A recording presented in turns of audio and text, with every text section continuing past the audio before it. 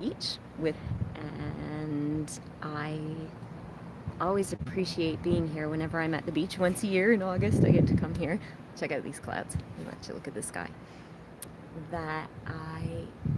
It's raining out over the ocean. Do you see that? Brilliant. It's always a touchstone for me. Maybe you have some touchstones in your own life, a family gathering once a year, or a journaling practice that you do, something that a retreat you go on lets you reflect back. Hey, the last time I did this, these things were going on, and I coped with them that way, and I learned these things, and now my life is different in the following ways. Well, the beach is that for me. So I was just cleaning up after our evening swim. All these little sandpipers kept flying by. Beep, beep, beep, beep, beep, beep, beep. I mean, 30 of them all in a flock.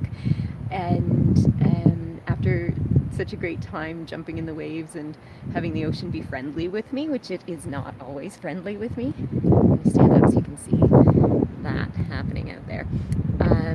I was reflecting on how I'm probably in a better place this August than I've been.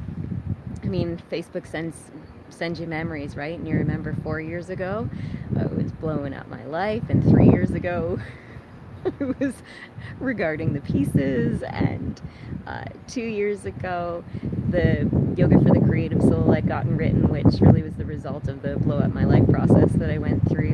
And yeah, this year it's just really good. We didn't skip a year in that retrospective there. But the point of this message is actually supposed to be to give you a practice of presence. So one of the ways of staying present is to do those reflections and just really be honest about what's going on and how it's doing. I'm trying to get the sunset in there for you, but it doesn't. Right there, there's color in the sky if you're here. I'm glad you're here in spirit and watching me, and I'm sorry that you're not here physically to see the sky light up, but you can see these cool clouds, so there's the view. Another way of staying present is something that I want to practice with you right now, and that is just a little listening practice. If you have Meditation for Your Life by Bob Butera, he gives lots of mind quieting instructions and activities in it, and we're going to do one together now. So I'm just going to sit back down where I can be comfortable, and I'm going to zoom out and give you, sorry my hand keeps going in the shot, give you a nice view of that really interesting sky, and we're just going to listen a little bit together.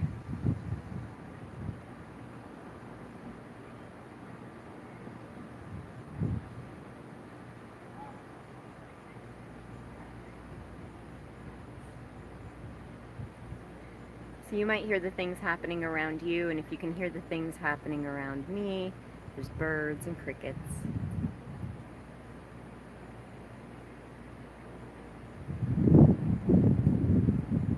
There's wind and waves.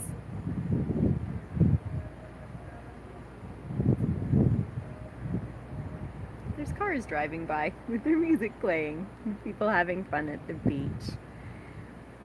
As I wrap up this video, I encourage you to take another moment or two, even just a breath or 12, and listen to what's going on around you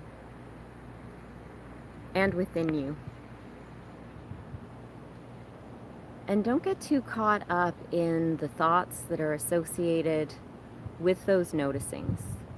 Just continually bring your mind back to the sound, the feelings against your skin. Acknowledge the emotional and cognitive processes as they flow through, but let them flow all the way through, in and then out again. And this is such a calming practice, especially if we're feeling a little spun out, that we can use it to ground back into the moment. And if things feel too busy, if you give yourself permission to still have the thoughts and feelings, but notice what your senses are picking up as well, it can start to soothe an overstimulated mind and body.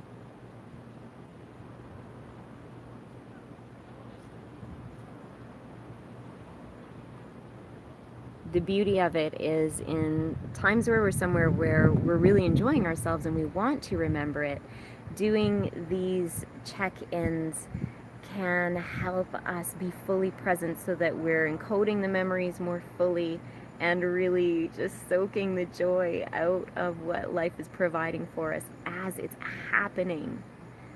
So I do wish you groundedness as you go through your days. I wish you deep breaths and health and presence as you take in what your senses are feeding you now and acknowledge the way your thoughts and feelings respond.